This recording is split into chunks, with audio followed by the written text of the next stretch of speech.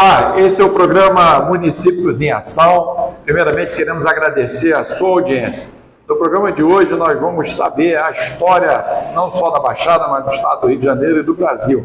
O nosso convidado de hoje é o Dr. José Luiz. Ele é presidente do Instituto Geográfico e Histórico de Nova Iguaçu e vai estar fazendo um balanço geral da importância desse instituto. E também falando uma matéria que é muito polêmica, falando da Fazenda São Bernardino. E eu quero começar o programa agradecendo a participação do Dr. José Luiz aqui conosco no programa Municípios em Ação. Bom dia, Renato. Bom dia, ouvintes. É um prazer estar de volta aqui no seu programa. A última entrevista que aqui participei, mandei o link para alguns amigos, né, pesquisadores, gostaram muito, fizeram vários elogios, né? E é sempre um prazer estar aqui para falar do nosso município, da nossa cidade, né? E, infelizmente, parece até que a gente combinou a roupa de novo, né?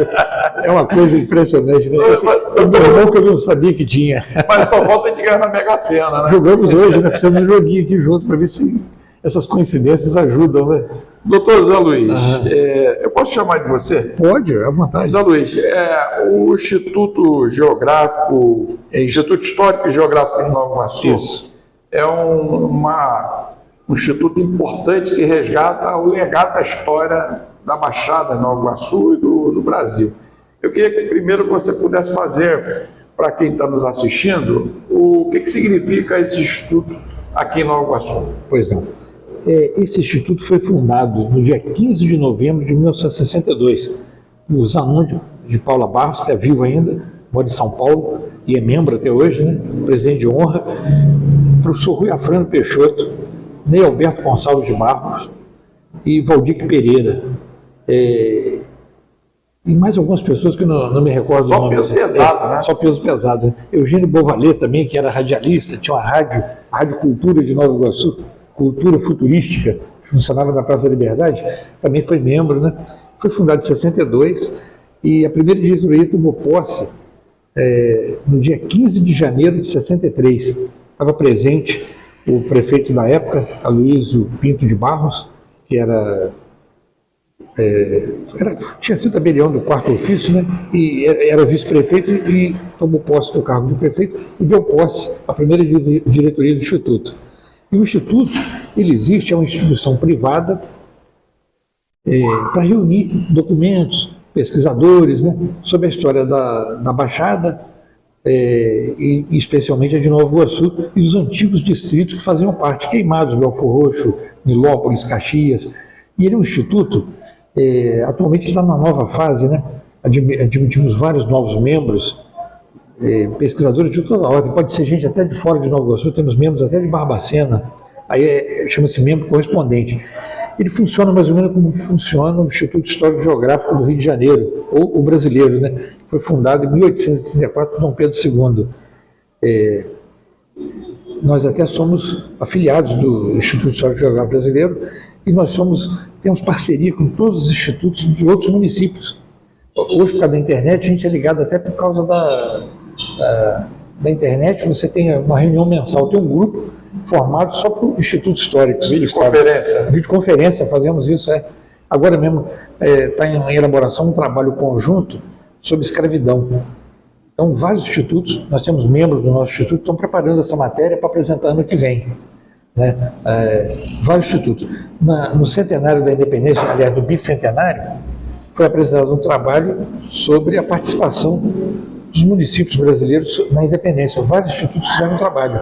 Então, a gente tem, assim, amigos em todos os municípios, né? Agora, e esse é o papel dele. Agora, é uma instituição de pesquisa, né? De publicações.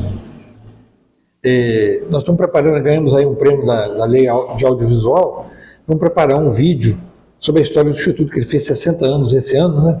De posse, né? 60 anos, em 63, foi a primeira diretoria. Então, nós estamos preparando um material, quando estiver pronto eu vou mandar para você aqui também. Agora, por exemplo, aqui a Baixada Fluminense, também Nova Iguaçu, ela é muito conhecida pelo acervo. Muitas pessoas tomam conhecimento de novas descobertas. O pessoal fala muito de Tinguá, mas tem a Serra do Vulcão, tem outros acervos. E eu, inclusive, tive amizade com o Ney Alberto, muitas das vezes fazendo até entrevista com ele, e ele conseguiu descobrir uma quantidade de materiais que foram encontrados aqui na Iguaçu. O Instituto toma conta disso? Toma conta disso. O nosso material, alguma coisa está conosco na sede, outros ainda estão espalhados em outras instituições. A Unig tem alguma coisa guardada, que o Instituto funcionou na Unig, funcionou no Colégio Rui Afrânio, funcionou no Colégio Leopoldo, né? Paulinho tem muita coisa guardada lá. Eu estou até em contato com a viúva para ver se a gente reúne esse material e talvez até passe a nossa sede para lá. É uma ideia ainda, né? O colégio tem espaço disponível, né? Mas temos muito material ainda. Qual é esse exemplo para quem está nos ouvindo, assistindo? Por exemplo, o que tem assim de uma curiosidade? A maioria é fotografia, né? Nós fizemos muitas fotografias históricas, né? Aquela descoberta daquela barcaça lá em Iguaçu Velho, que o Ney e o Valdir descobriram, está lá até hoje, ela não foi retirada do lugar ainda não, né? Porque não tem nem onde guardar. Ela continua lá, logo na saída do Porto de Iguaçu, aquela barcaça está lá ainda. Mas a maior parte do nosso material são mapas copiados. Na época o Valdir ia para a Biblioteca Nacional, Arquivo Nacional, e copiava aquilo tudo em papel vegetal, cara. Hoje nós temos muito material digitalizado também, né? Pô, que legal. Tem um livro tombo que tem assim uma lista de 50 mais importantes materiais tombados, né? Aliás, guardados no Instituto. Isso futuramente, nesse vídeo, um dia que houver um museu em Nova Iguaçu, um lugar para expor isso, a nossa ideia é que esse material, isso não pertence a nós, pertence à cidade, né? Nós somos meros guardiões. Isso é importante a gente estar frisando sobre isso. Agora, tem uma matéria que é importantíssima, em que passa ano, entra governante, sai governante, e que é uma dúvida danada. Uns acham que é um local espírita, outro acha até que é um local de disco voador, outro fala que é um local que tem um enigma gigantesco, que é a Fazenda São Bernardino. Eu queria que você pudesse passar a ideia do que foi a Fazenda São Bernardino e por que essas obras, que sempre é prometida, nunca chegam ao final. Olha, a Fazenda, se a gente começar pelo começo, né, ela foi uma construção feita pelo Coronel Bernardino de Melo, que era casado com Dona Cipriana, filho do Coronel Francisco José Soares, os poderosos da Vila de Iguaçu. Ele adquire aquele sítio, era o patrimônio inicial, formado por duas agregações de duas grandes propriedades, né? E ele começa a obra da fazenda em 1862. Dura 11 anos. Em 1875 ela é inaugurada, né? E ele residiu na fazenda com a esposa dele, a Dona Cipriana. Teve as filhas, né? Filhos também. E em 1882, mais ou menos, ele adquire o altar que vai funcionar na capela, uma capela interna, né? Eu tenho até um trabalho publicado sobre a fazenda, posso botar o link aí para você depois? Claro. De tanto dar entrevista e falar sobre essa fazenda, alunos de arquitetura, eu acabei escrevendo um artigo sobre ela, né? Um artigo até bem completo, que nunca se acaba, porque está sempre entrando coisa nova. Fizeram arqueologia recentemente nela, se descobrem coisas, a gente vai aumentando o artigo, né? E ele fica proprietário da fazenda até 1917, quando ele vende a fazenda para o Pedro Julião e o Giacomo Gavazzi, o italiano. Aí a família se desfaz das coisas da Vila de Iguaçu, né, e vem morar em Machambomba. A decadência dela começa já na venda, né? Os historiadores sempre ficaram muito curiosos por que o Bernardino resolveu fazer aquele prédio, aquele palacete, né? Numa ocasião que a Vila de Iguaçu já estava em decadência. Desde a inauguração da Estrada de Ferro, em 1858, o declínio do transporte fluvial, esse era o poder da vila, né? As tropas desciam a Serra do Comércio, carregadas de café, levavam daqui outras mercadorias para o interior. Então toda aquela troca que era própria da cidade de Iguaçu Velha, tinha muitos armazéns. O próprio Bernardino de Melo, junto com o sogro, tinham trapiches, né? Só para esclarecer quem está nos assistindo, né? No Rio de Janeiro e no Brasil. É no caminho que vai para Tinguá, né? A fazenda, sim. Isso. Ela fica na Estrada Zumbi dos Palmares, a antiga Estrada Federal. Fica logo ali à margem, a 1 quilômetro da Vila de Iguaçu, onde era a cidade de Iguaçu, né? E hoje só tem ruínas lá. E aí ele constrói aquela fazenda com aquele palacete, e as pessoas ficaram admiradas. Se todo o comércio já se voltava para Machamboma, onde nós estamos hoje, né? Aqui do nosso lado, Danilo Peçanha, era antigo caminho de Iguaçu. Saía direto da estação e ia para Iguaçu Velho pela estrada do Iguaçu. Né? Mas ele faz aquela fazenda, um luxo na época. Já tinha esquadrilha de vidro, né? A parte escura, que é o que se fecha, madeira, evidentemente madeiras nobres. Ela tinha todo um beiral de telha de louça, fabricada na fábrica de Santo Antônio do Porto, lá de Portugal. Eram telhas importadas, e usava telha como de capa e canal. Já os tijolos, já era uma construção que não era estuque nem taipa, já era tijolo, né? Tijolos gigantes, maciços, foram fundidos ali em olarias da própria Iguaçu. Aliás, olarias, a exploração do tijolo também foi uma riqueza de Iguaçu, né? E é uma fazenda, não se sabe quem foi o arquiteto construtor dela. Pelo menos eu nunca soube, mas muito bem construída. Carlos Drummond de Andrade, no processo de tombamento dela, já nos anos 50, né, ele era funcionário do IFAM. E o Giacomo Gavazzi era o proprietário então da fazenda. Ele lutou muito para que a fazenda não fosse tombada. Ele imaginava que o tombamento levaria à desvalorização comercial dela, né? E ele move um mandado de segurança contra o decreto, contra o ato do IFAM na época, e o Carlos Drummond de Andrade faz um relatório para o IFAM e ele faz uma visita à fazenda. E ele ficou admirado da riqueza de detalhes, né? A beleza construtiva, e ele coloca lá, o relatório dele foi anexado ao processo. É uma peça assim digna de nota, né? Que o Carlos Drummond de Andrade hoje é um patrimônio nacional também, né? E ela foi tombada. Agora, a questão do abandono, a meu ver, tem a ver com a falta do uso. Ela foi uma fazenda que, no seu apogeu, ela recebeu muitas autoridades, né? O Bernardino usava ela, como já era um líder, né? Para fazer reuniões políticas. É verdade que tinha cassino ali no subsolo? Não. No subsolo tinha uma adega. Eu até conhecia essa adega. Um escavado, né? Para poder conservar o vinho, né? Dali partiu uma escadaria toda em pinho de riga, que ia até o terceiro andar, que era iluminada essa escadaria por uma cúpula, tinha uma cúpula de vidro, e no terceiro andar tinha um mirante. De lá você tinha visão nas 4 direções de toda a propriedade, né? E os quartos eram no segundo andar. No primeiro andar eram as alas mais importantes, né? Salão de receber visitas, todo decorado em gesso estuque. Tinha uma sala de música, também com o teto todo decorado com motivos musicais. Tinha a sala dos cachimbos, que era onde os homens, durante os encontros sociais, iam fumar, não fumavam perto das senhoras, né? Iam fumar nessa sala dos cachimbos. Mas ali era um ponto para poder ir para Minas?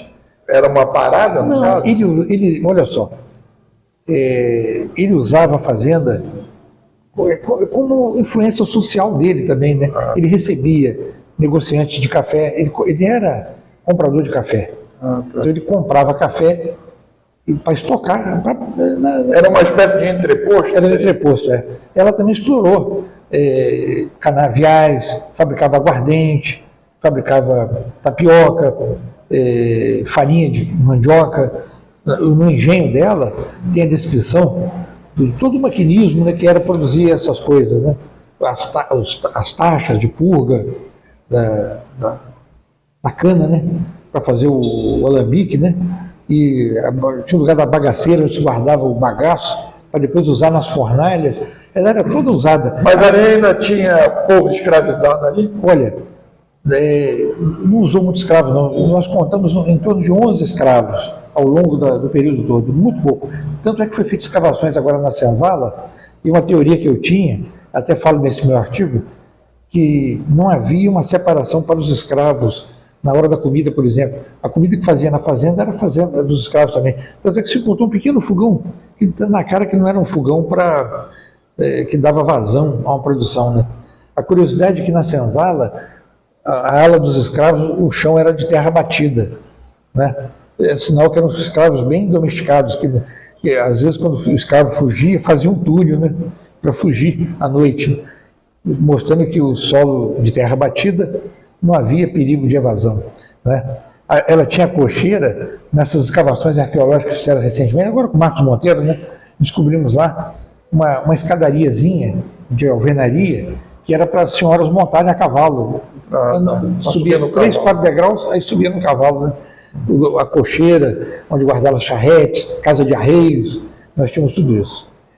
Esse é o programa Municípios em Ação e hoje com a participação especial do Dr. José Luiz, ele que é presidente do Instituto Histórico e Geográfico Nova Iguaçu. Então vou dar um rápido intervalo só para beber um café, uma água. Voltamos já já para saber mais sobre a Fazenda São Bernardino. Voltamos já já.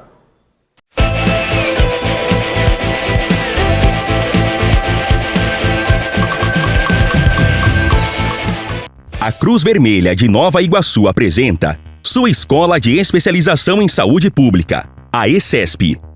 A Cruz Vermelha do município de Nova Iguaçu, no estado do Rio de Janeiro, disponibiliza seus cursos em um amplo espaço localizado ao lado do Top Shopping e a Via Light. Oferecemos cursos técnicos e cursos de especialização. Cursos técnicos: enfermagem, radiologia, saúde bucal, análises clínicas. Cursos de especialização: hemodiálise, neonatologia, instrumentação cirúrgica, enfermagem do trabalho. Nossos laboratórios são completos, possibilitando aos alunos a chance de vivenciar cenários estudados em sala de aula, com uso de simuladores e a orientação de professores e monitores, enfermeiros, psicólogos, fisioterapeutas e biólogos com licenciatura e especialização em diversas áreas da saúde. Os estudos ocorrem através da aplicação de técnicas e procedimentos de forma metodológica e prática, para que os nossos alunos possam adquirir conhecimento e desenvolver as habilidades necessárias. Contamos com 16 polos e estágios para os nossos alunos adquirirem a vivência prática necessária. Nossos certificados são reconhecidos internacionalmente. A Cruz Vermelha oferece também cursos livres como CTI, Centro de Tratamento Intensivo, APH, Atendimento Pré-Hospitalar, Formação de Socorristas, Primeiros Socorros, Básico e Avançado, Bombeiro Civil, Tanatopraxia, Cuidador de Idoso. Entre em contato e faça já sua inscrição. Seja um profissional da área da saúde. Venha para a Cruz Vermelha de Nova Iguaçu, uma instituição de ensino com 30 anos de excelência. Bem, estamos de volta. Esse é o programa Municípios em Ação e queria agradecer a sua audiência. Se você quiser participar, mandar uma pergunta, poxa, eu tenho curiosidade, queria saber do professor José Luiz, doutor José Luiz, sobre esse assunto. Entra no nosso blog, programa Municípios em Acão, sem ser cedilha.blogspot.com.br. Aí manda para nós, né? Nós vamos encaminhar para poder responder. Nós estamos falando, né, e vamos voltar a falar sobre a Fazenda São Bernardino, mas antes eu queria dar uma informação. Está terminando agora, né, o prazo para exame toxicológico de motorista. Os motoristas com habilitação nas categorias C, D e E, com caminhoneiro e condutor de ônibus e van, devem fazer até hoje, quinta-feira, o exame toxicológico que pode identificar o uso de substância psicoativa. A determinação é do Conselho Nacional de Trânsito. E a multa é gigantesca, R$ 1.500. Então não pode marcar bobeira, você ficar atento sobre isso. Doutor José Luiz, essa Fazenda São Bernardino só falta ter um filme, né? Para poder falar melhor sobre essa questão. E todo mundo tem isso. Mas antes do intervalo, você estava colocando para nós curiosidades sobre a Fazenda São Bernardino. Sim. Exemplo, ela tem muita lenda, né? Você falou, tem disco voador, essa eu estou sabendo aqui agora, mas que liga ela à maçonaria, essas coisas assim. É possível que o Bernardino até fosse maçom, porque tinha uma loja maçônica em Iguaçu, né? Mas a fazenda em si é um palacete, né? Era um palacete muito luxuoso, onde o rigor construtivo foi muito observado. Para você ter ideia, ela tem a face dela principal, a fachada principal, voltada para um renque de palmeiras, né, que vai parar na antiga parada São Bernardino. Aquilo sempre me deu curiosidade. Por que o Bernardino, 11 anos antes de existir a Estrada de Ferro, ele fez ela voltada, que lá também passava o caminho, né, o caminho do Cachimbal, é possível que ele já soubesse que ia ter estrada de ferro, e ele já planejou dessa maneira. A outra ideia é de que ela é orientada, ou seja, é voltada para o Oriente. Como assim? Quando a gente fala uma coisa orientada, significa os pontos cardeais, né? Então ela é colocada não exatamente norte, sul, leste, oeste, mas quase isso, de modo que o sol da manhã pega naquela ala dos quartos que ficam, você olhando de frente para fazer, fica à esquerda, e o sol da tarde nos quartos que estão do lado direito. Isso o sol se move do leste para o oeste, né? E eu descobri isso porque eu reparei que o cômodo que ele escolhe para colocar a capela faz com que os fiéis, quando estivessem rezando durante a missa e o sacerdote celebrando, ele volta-se para Jerusalém. Essa era a orientação primitiva, né, nos documentos da igreja, desde o século primeiro século, segundo século. O Concílio de Trento também afirma isso, e as ordenações primeiras da Bahia manda também que sempre que possível o oratório fosse feito de modo que o sacerdote, quando celebrasse, e os fiéis olhassem para o Oriente, orientados, né? Versus Deus. Isso é desde o Antigo Testamento. Esoterismo, né? Não, é tradição religiosa. Né? Os judeus, por exemplo, estando em Jerusalém, quando faziam suas orações, voltados para o templo. Fora de Jerusalém, voltados para Jerusalém. Então, orientados, né? Isso é coisa muito antiga. E lá acontece isso. A capela é colocada num cômodo que não tem construção em cima. Ele é livre de quartos em volta, né? Era a orientação da igreja, isso. E esse altar ele compra do antigo Colégio Pinheiro, que existia na Praça 11. A capela não é contemporânea ao término da fazenda, ele coloca ela em 1885, inaugura. E ele pede autorização ao bispo do Rio de Janeiro para que nela tivesse missas. Aí vem um padre, aliás, era o padre da matriz de Iguaçu Velho, Padre Antônio, faz um relatório, descreve o cômodo, o altar, todos os elementos litúrgicos, né, paramentos do padre, e dá o aval dele para o uso das missas. E fala que a esposa, a dona Cipriana, ela sofria ataques, provavelmente ela era epilética. E ele comenta que quando isso acontecia na missa, que ela frequentava a matriz de Iguaçu, né, isso tirava a atenção do padre e dos fiéis. Não sei se acontecia muito. E ele comenta isso, mas deixa ao juízo do bispo se deve dar autorização para as missas. Aliás, ele diz isso até como forma de forçar que ela pudesse ter missa em casa. Porque quando acontecia na matriz, os ataques convulsos, né, criavam constrangimento.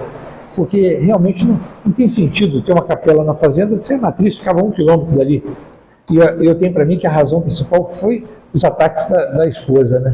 Agora, doutor José Luiz, essa questão ali, pelo investimento que foi feito, fazia também transações de compra de ouro? Era um local de transação? Não, porque houve-se muito comentário que a depredação das parilhas era porque se achavam dobrões de ouro. Não, isso é lenda urbana, né?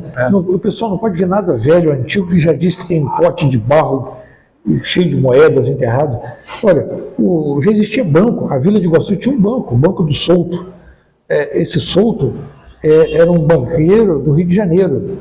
A Casa Souto era muito conhecida e ele tinha uma filial em Iguaçu. Então o Bernardino guardava o dinheiro no banco, né? Não era enterrado em panela. Agora, por exemplo, a fazenda, a beleza dela, a riqueza dela está pelo seu caráter construtivo. Você vê, ela tinha porão elevado. Isso fazia com que o clima ficasse muito mais fresco que o porão ventilado, né? Tinha adega no subsolo, porão elevado, 4 metros de pé direito, forro toda forrada em pinho de riga, e coberta por telhado colonial, e construída dessa maneira, norte, sul, leste, oeste. Ela tinha ventilação cruzada de todos os lados. Ela tinha um jardim interno, ela formava uma letra U. Na parte interna tinha um chafariz, com jardins. Nos fundos tinha pomar, com horta, uma nascente nos fundos. Foi muito bem pensado. Muito bem pensada. Ela é uma fazenda, quem conhece bastante, ela é o arquiteto Flávio Farias, trabalhando na prefeitura. Ele tem detalhes das medidas dela, ele foi o pesquisador assim, que mais conheceu os detalhes dela, né? Ela não era muito grande, não, 16 metros só de frente. mas tudo com alvenaria. Tinha muitos quartos nela? Não tinha muitos quartos, cerca de uns 8 quartos. 40 cômodos, se você contar as quantidades de divisões, dão 40 cômodos. Mas quarto não tinha muito, não. Tinha um quarto de muito luxo, que o Ney Alberto chamava de quarto imperial, porque tinha uma cama de ferro muito bonita lá, anexa ao salão principal, que era o salão de festas, né? Que era o salão mais luxuoso. Se você quiser ter uma ideia do que era a Fazenda São Bernardino, visita a Casa da Era em Vassouras. Ela é parecida na sua disposição dos cômodos. Ela tinha uma alcova, que era um quarto sem janelas, que ficava logo na entrada, nessa sala de música.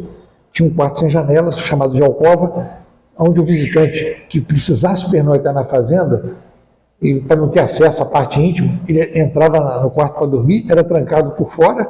Caramba. Lá dentro tinha uma bacia, um jarro com água para o serviço da noite, ele ou tomar água ou se lavar, né? Um urinol que ficava num criado mudo, uma cortininha. O cara não podia sair nem para ir no banheiro. Muita gente não sabe o que é urinol. Pinico, popular pinico, é. E uma cômoda, né? E a cama. Os quartos das donzelas, geralmente, hoje mesmo visitando as ruínas, você tem uma ideia. Era o quarto dos pais e o quarto das moças solteiras. Um quarto passava dentro do outro. Você abria a porta e chegava no outro quarto, para preservar a intimidade das moças.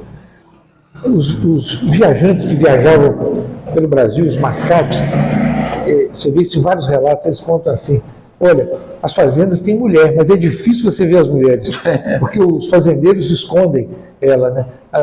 Elas ficam na ala íntima, a qual o visitante não tem acesso, então ela ficava preservada. Igual um harémzinho, né? Tipo, não era um harém, porque a finalidade do harém era outra, né? Mas era para preservar a intimidade das moças.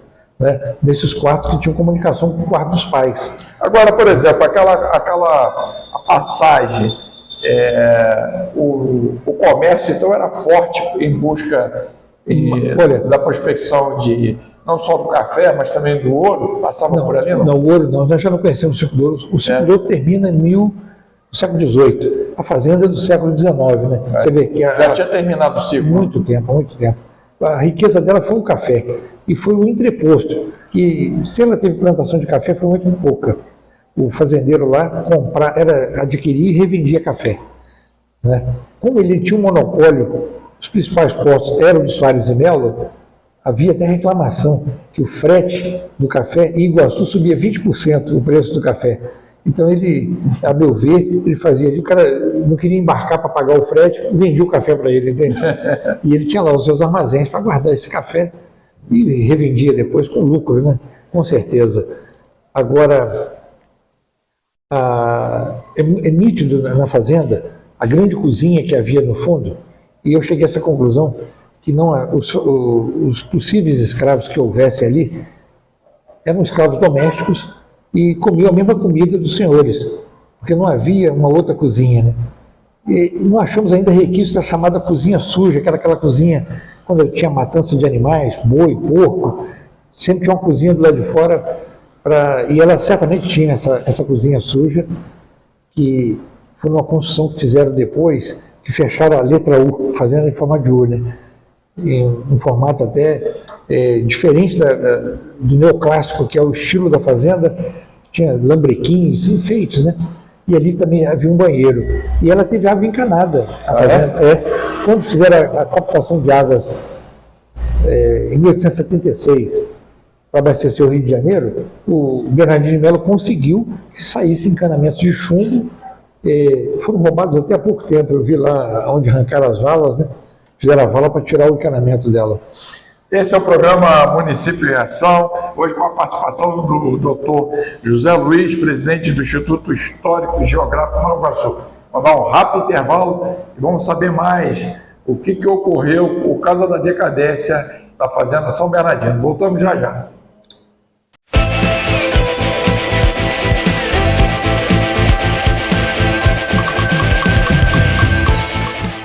Bem, estamos de volta, esse é o programa Municípios em Ação e hoje com uma celebridade do estado do Rio de Janeiro, o presidente do Instituto Histórico e Geográfico de Nova Iguaçu, doutor José Luiz, ele é presidente do IHGN. Antes de dar prosseguimento, né, essa pesquisa que esse legado todo que está falando a respeito da Fazenda São Bernardino, eu queria chamar a atenção que os trabalhadores já podem sacar o abono salarial do PIS/PASEP a partir dessa quinta-feira, né? Os trabalhadores formais e até a partir de quinta-feira pode sacar o abono salarial do PIS/PASEP de 2023, referente ao ano base de 2021. Caso não seja feito o saque, o dinheiro retorna para o Fundo de Amparo do Trabalhador. De acordo com a Caixa Econômica, 84 mil trabalhadores não sacaram o benefício até o momento. No total, 71 milhões aguarda para ser resgatado. Tem gente que não foi buscar ainda o seu direito, né? Tem coisa, né? Esquece, né? Esquece. E vai ficando direito para os bancos, né? Enriquecendo o tesouro. Você tinha falado o efeito sanfona, né? Achei interessante sobre a Fazenda. Eu vou explicar esses vai e vens.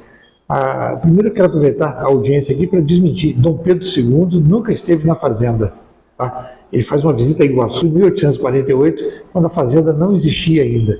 Quem esteve na Fazenda foi o genro dele, né? O Conde D. Faz uma visita e lá fica hóspede de 5 dias. É o esposo da Princesa Isabel? Isso. Da Guerra do Paraguai? Ele também comandou as tropas, né? Ele fica 1 ou 2 dias na Fazenda, é recebido com um almoço, ele vem de trem, desembarca aqui em Machambomba e segue a cavalo para lá. Ainda não havia a estrada de ferro Rio Douro, né? E almoça na Fazenda, à noite tem um baile, uma dança, tudo registrado na documentação do Império. Na Fazenda São Bernardino. Na Fazenda São Bernardino. No dia seguinte ele visita Iguaçu, visita a Matriz, a Câmara Municipal, as escolas, depois vai almoçar na Fazenda do Barão de Tinguá, Fazenda Conceição. E no terceiro dia, ele Fica no centro de Tinguá? Não, fica em Tinguá mesmo. O local dela exato é um pouco à direita de Tinguá. Nos mapas antigos é que a gente vê, né? Entendi. E depois ele sobe a Serra do Comércio, a Estrada do Comércio, vai visitar um amigo dele, Metzinger, né? E ele vai até o pico do Tinguá. Ele acampa na serra, vai até o pico e depois retorna à Fazenda e encerra a viagem dele. Então a grande personalidade que visitou a Fazenda foi ele. Um compositor famoso, fez até 2 músicas, uma em homenagem ao filho do Coronel Bernardino de Melo e outra fez uma polca, né, ao Coronel Bernardino de Melo. Beija-Flor, o nome da polca. É famosíssimo esse compositor. Daqui a pouco eu lembro o nome dele. A memória da idade já vai falhando a gente, né? Maria Teresa Madeira, grande estudiosa da obra desse compositor, ela gravou toda a obra dele em piano, né? Poxa, mas que azar não lembrar o nome do homem. Caramba, daqui a pouco vem. Lembra o nome da polca, né? Daqui a pouco vem. A polca é uma espécie de machixe, mais parecida. É uma música para dança, tocado ligeiro, né? Tá. Isso. Ernesto Nazaré, lembrei. Ernesto Nazaré visitou a Fazenda. E outros personagens também, né? O prefeito na época do 1930 era o Arruda Negreiros. Depois teve o Ricardo Xavier da Silveira, que era dono da fazenda Sami, fica ali no Rancho Fundo, né? Plantava laranjas, vendia lotes com laranjeiras já plantadas. Quando ele foi prefeito, ele escreve ao IFAM e pede o tombamento da fazenda. E usa uma frase que é muito engraçada. Diz assim: ela pertence a um cidadão de poucas luzes e que por isso poderá destruí-la. Que coisa triste, né? Quem destrói acaba sendo esse vai e vem do tombamento. De poucas luzes. É um cidadão de poucas luzes. Eu achei assim meio grosseiro, né? Falar assim, né? Porque a pessoa pode não ter um estudo assim acadêmico, mas pode ser um sábio. Exato. Né? Na vida. A escola da vida é a melhor escola que existe, né? E ela é tombada. O IFAM passa boa parte do tempo brigando com o fazendeiro, né, que não queria o tombamento, até que o tombamento é tornado definitivo. E em 74, era prefeito de Nova Iguaçu o doutor Lubanco, você deve ter conhecido. Advogado. E isso ele me contou pessoalmente, né, além da análise dos documentos. Faria Lima tinha o sonho de fazer aqui o Parque Múltiplo São Bernardino. Era governador. Era. E promete verbas. Cria Fundrem, aliás, foi muito importante a Fundrem, Fundação de Desenvolvimento da Região Metropolitana, já se percebia que a solução para os problemas do Rio de Janeiro também tem que ser para a Baixada, que é uma grande megalópole, né? Uma conexão, uma conurbação, né? Uma união de cidades. E eles fazem esse projeto desse parque, mas que não vai adiante. E a prefeitura tomba a fazenda, não paga e também não toma conta. Ela começa a ser depredada. Mas quando faz o tombamento, já era da família do Coronel Bernardino de Melo? Não, já era o Gavazzi, o italiano, Giacomo Gavazzi. E o homem morava lá, rapaz. Ele se mete na posse, retira o morador de lá, que pelo menos tomava conta, né? Aliás, tomava conta de forma até um tanto violenta. Ele dava tiro em quem chegasse perto. É conhecido, várias vezes os jornais noticiaram isso. Eu mesmo, quando visitei a fazenda, eu tinha 17 anos, a primeira vez, estava escrito assim na parede, com tinta branquinha no canto: suspeito de ladrões, as pessoas encontradas nessa área. Eu rapei fora, mas se o Gavazzi estiver por aí, vai dar tiro aqui na gente, né? Era muito engraçado. Mas teve várias demandas judiciais. E aí nem a família fazia nada, esperando que a prefeitura pagasse a indenização, e o tempo foi agindo, né? Teve um incêndio em 83 que destrói a fazenda. Mas foi sabotagem ou não? Ou foi de ordem natural? Não, o incêndio, eu não posso dizer a causa, né?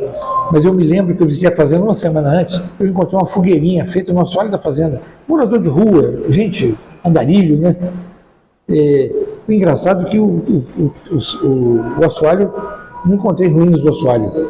Talvez tenha sido roubado antes do incêndio, né? E o fato é que ela foi destruída e ela agora pertence à prefeitura. Tem 2 ou 3 anos só que ela pertence à prefeitura. De Nova Iguaçu? Foi feita a avaliação, a prefeitura, Rogério Lisboa, depositou o valor e ela já está registrada no nome da prefeitura. Agora a prefeitura pode fazer alguma coisa pela fazenda, porque ela é própria municipal atualmente. E é um ponto turístico fantástico, né? Rapaz. O resgate da história, né? É lamentável esse abandono, né? Você vê quantas fazendas no Vale do Paraíba geram turismo, geram atração, visitas, e nós temos um belo exemplar desse. Eu fui em São Marcos, né? Sim. A quantidade de pessoas que vão ali... O parque arqueológico. Arqueológico. E eu fiquei impressionado, porque a quantidade de pessoas vão para lá. E Nova Iguaçu, que tem um acervo maior, né? E com mais opções. É muito visitado, mas infelizmente não tem infraestrutura. Sempre quando eu levo alguém a Iguaçu Velho, ou a Fazenda, ou até mesmo na Serra Dita do Vulcão, né?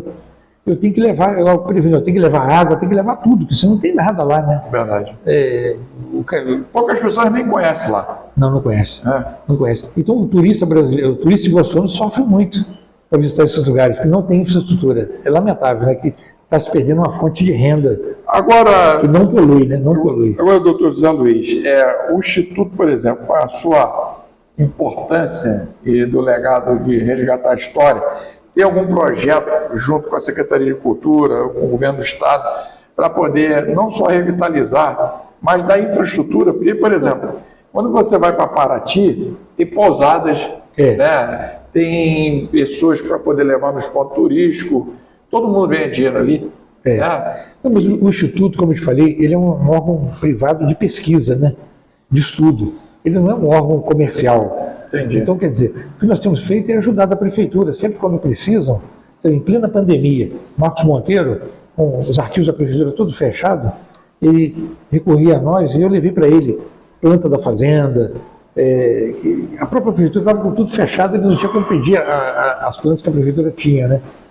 O loteamento que os Gavazzi fizeram, Iguaçu Velho, plantas, tudo aquilo eu levei cópia para ele. O Instituto colabora nesse sentido com o material que nós temos guardado. Agora, com a prefeitura sendo o fiel depositário... Ela é a dona da fazenda. Já tem algum projeto com apoio do Instituto Histórico? O projeto foi desenvolvido pela Secretaria de Cultura para restauro da senzala e da Casa do Engenho, né? O prefeito até já fez o depósito de uma verba de R$1,5 milhão, mostrando até o entusiasmo dele por isso, né? Mas a empresa que ganhou a licitação fez a arqueologia e a empresa desistiu de fazer o trabalho alegando falta de condições técnicas. Então, creio eu que a prefeitura deve abrir um novo edital para seguir com isso, né? Fazer um reajuste, né? Fazer um reajuste de preço aí, que foi feito dessa verba, só serviu para fazer arqueologia, que já é um grande avanço, né? Esse é o programa Municípios em Ação e hoje o presidente do Instituto Histórico e Geográfico de Nova Iguaçu, doutor José Luiz. Nós vamos dar um rápido intervalo, voltamos já já.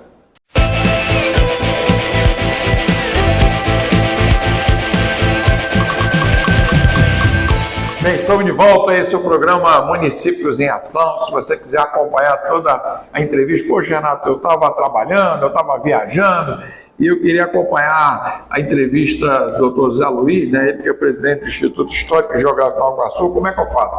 Entra lá no nosso blog, programa Municípios em Acão, sem ser cedilha.blogspot.com.br. Ou então no YouTube, né, nas redes sociais, no Facebook, você vai poder estar acompanhando toda a nossa programação. Eu queria até aproveitar, né, ter uma matéria interessante, que a agricultura vai querer voltar para o mercado de carbono, né, diz o ministro da Fazenda, o Haddad. O potencial de ganho com a inclusão fará o setor agrícola querer retornar ao mercado de carbono.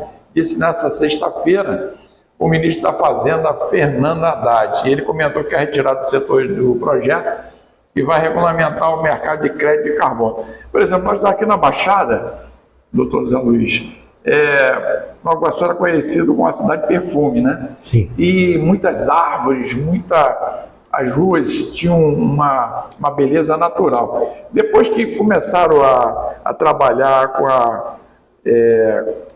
o calçamento das ruas, né? Fazer com que a terra não respirasse, diminuir o impacto do meio ambiente está no dia a dia. Você vai no Jardim Botânico, você vai em Ipanema, você vai em Copacabana, vai no Leblon, cheio de água. Aqui que era terra, né, de árvores frutíferas e tudo, mudou as regras do jogo, a impermeabilização do solo acabou prejudicando. É lamentável, né? Você vê, a cidade perfume, esse apelido surgiu quando o trem que ia para São Paulo, isso quem encontrou foi o Carlos Heitor Coni. Ele esteve aqui em uma ocasião em Nova Iguaçu fazendo uma palestra, né, no patronato. Era um ciclo de palestras que se traziam vários escritores, né, no governo do Mário Marques até, Nelson Freitas. Uma figura boa para você entrevistar o Nelson Freitas, hein? Convidá-lo. Quando foi secretário de Cultura. E o Carlos Heitor Coni contou que quando ia para São Paulo, o maquinista avisava para se abrir as janelas quando estivesse passando em Nova Iguaçu para poder o perfume das laranjeiras entrar dentro do trem, né? E assim era conhecido como uma cidade de perfume, por causa da produção da laranja. E o gozado que a laranja iguaçuana, né, laranja muito doce, ela leva fora de época, a plantada na serra. A serra era toda de laranja, por isso que ela hoje é pelada desse jeito, né? Ela conseguia excelentes preços, porque dava fora de época. Então, além de ser muito doce, ela produzia quando ninguém estava produzindo laranja, Nova Iguaçu tinha laranja. E era saborosa, né? Era muito saborosa. E foi a riqueza de Nova Iguaçu durante muitos anos, como a cana também foi a riqueza, né? Já o café durou pouco tempo. Essa serra foi toda cafezal também. Nós temos notícias de plantações de café na região de Marapicu, de 70 mil pés de cafés plantados, né? Caramba. E a Serra do Tijuá também foi toda cafezal. Mas não tinha muitos barões aqui, baseado nessa... O Barão de Guandu é um deles, né? Era um adversário político até do coronel Francisco José Soares, né? Eles tinham uma diferença de idade grande. Ele chegou a assumir algum cargo público, o coronel Bernardino de Mello? Ele foi presidente da Câmara várias vezes. Foi vereador, né? Foi vereador, foi presidente da Câmara. Ali onde fica, para quem não tem uma ideia, do lado da estação de trem de Nova Iguaçu, onde fica o Castelinho da Cruz Vermelha, né? É verdade. Coronel Bernardino de Mello, que era genro do coronel Francisco Soares, né? Foram figuras vultos importantes da nossa história, né? E hoje, se não é o nome deles nas ruas, que isso é cultura também, né? Você homenagear um cidadão desse, você perpetua ele na história. Agora, doutor José Luiz, nós estamos vivendo uma nova fase, depois dessa saída dessa anomalia que foi a Covid, uma série de situações que ocorreram no Brasil. Eu tive a oportunidade de conhecer muitos municípios e eu conheci Petrópolis. Petrópolis tem vários locais aonde você chega, os casarões, né? Parece até que está no outro país. E ali tem uma placa dizendo a história daquele casarão, quem morou ali, os ilustres. Nova Iguaçu e a Baixada não poderia aproveitar com essa esse legado e esse know-how que vocês têm para poder botar, porque se você chegar hoje no jovem, ele fica perdido na noção de tempo. Olha, poderia, mas a questão cultural tem que ser melhorada muito, né? Pra você ter ideia, eu participei das reuniões que escolheu os imóveis que iam ser tombados pelo INEPAC. Você acredita que só o fato da comissão estar reunida para escolher os imóveis, né? Foi escolhido o Hospital Iguaçu, foi escolhido a catedral não é tombada, a antiga igreja de Santo Antônio da Prata, né? Enfim, a igreja Nossa Senhora de Guadalupe, a de Marapicu, mais prédios assim da igreja e prédios públicos, né? Teve gente destruindo as fachadas das casas para não ser tombado, para descaracterizar. A gente queria tombar algumas casas ligadas ao período da laranja, da riqueza da laranja. Os proprietários, sabendo disso, queriam destruir para poder não ter o perigo. A toque de caixa. A toque de caixa. Aí se você colocar o nome, aqui a casa tal é importante, aí o dono vai saber que é importante, ele talvez o primeiro a querer destruir, cara. É uma coisa horrível. A gente tem que vencer essa questão da indigência cultural primeiro, né? Porque às vezes você sabe de um fato importante, você nem revela muito, para que aquilo não seja destruído. Para que seja, a ignorância ajuda a preservar. Incrível, né? Você viu o nosso prédio do Fórum, um belíssimo exemplar, Fórum antigo, né? Do modernismo, está preservado pelo abandono, porque não fizeram alterações. Ele está conservado. A hora que restaurar ele, nós temos ali um excelente exemplar da escola de Bauhaus, né? Um avançado, uma obra modernista na época. O próprio prédio da Cruz Vermelha, né? É do lado ali, né? Aliás, é uma vergonha, né? Aquele prédio de fora está daquele jeito, né? Tinha que fazer uma campanha para restaurar aquilo. Você vê que eles alteraram, botaram bloco de concreto nas entradas, descaracterizando o prédio. E é um próprio estadual. Não tem sentido, tem dinheiro para tudo, só não tem para isso. Temos que aproveitar agora com essas verbas todas que o governo federal e aproveitar os gestores, né? Exatamente. Que estão cuidando desse orçamento para investir na cultura, porque a cultura é para preservar a identidade de um povo, não é verdade? É verdade.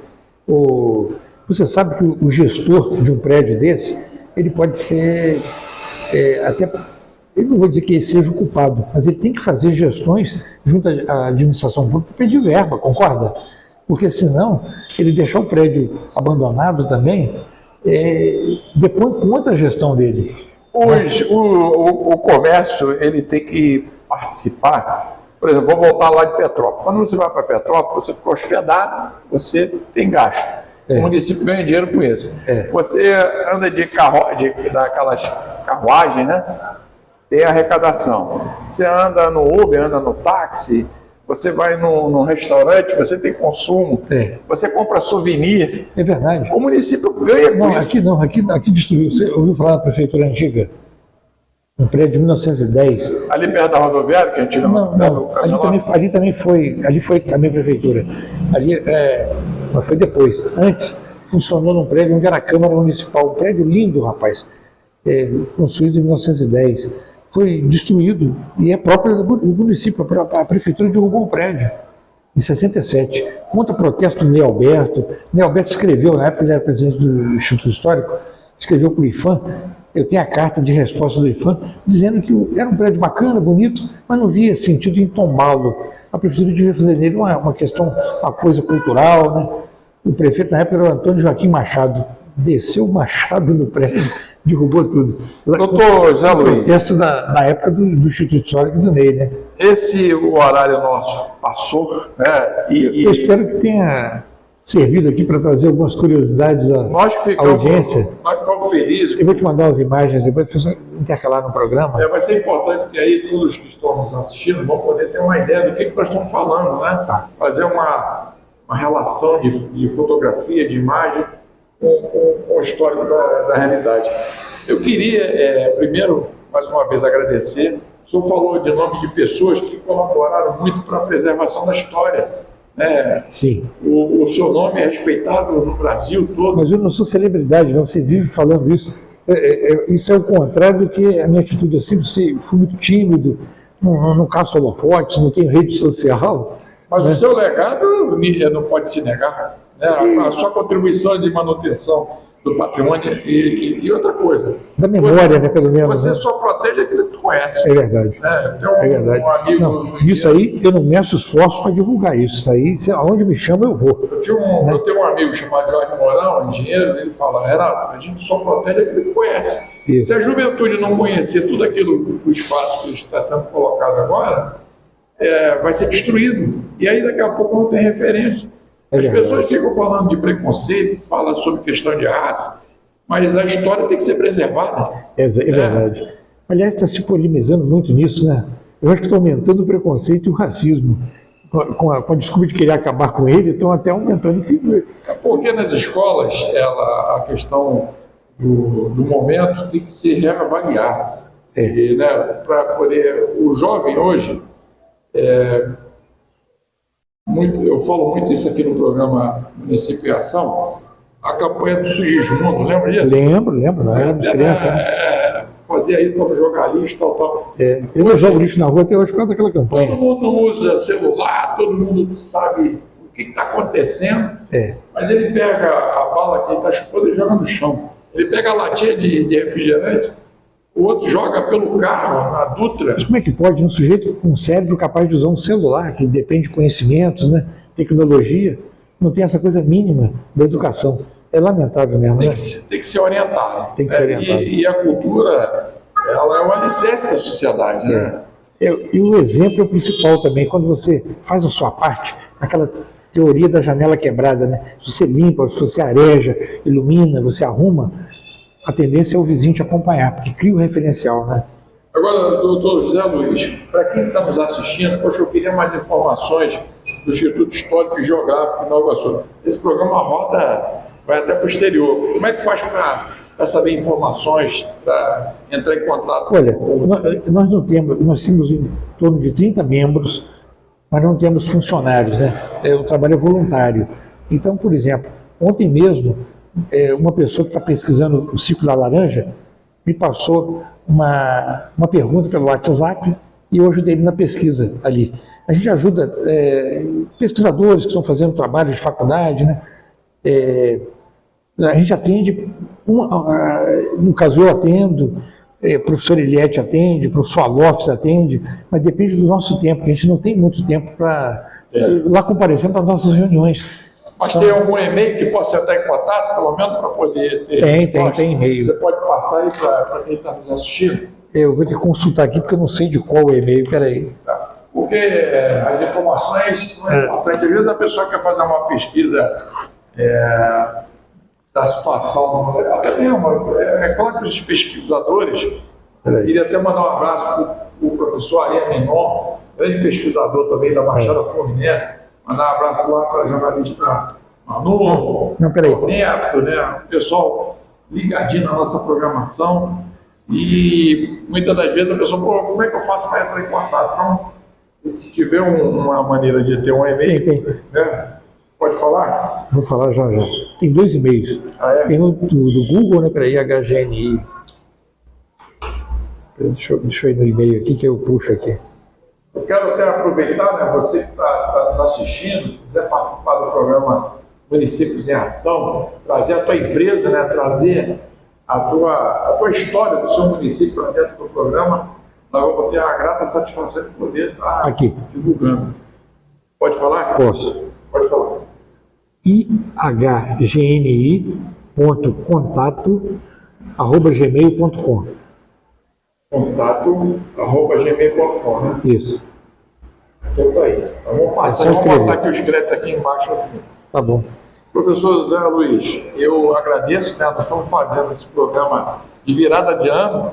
Né? Eu primeiro quero desejar feliz ano novo e 2024. Muito obrigado. O Instituto Histórico e Geográfico de Nova Iguaçu possa ser fortalecido. Nós queremos programar alguns cursos para professores, sabe? Para formar o pessoal da rede, né, pública, né? E é obrigatório o ensino da história local no primário, né?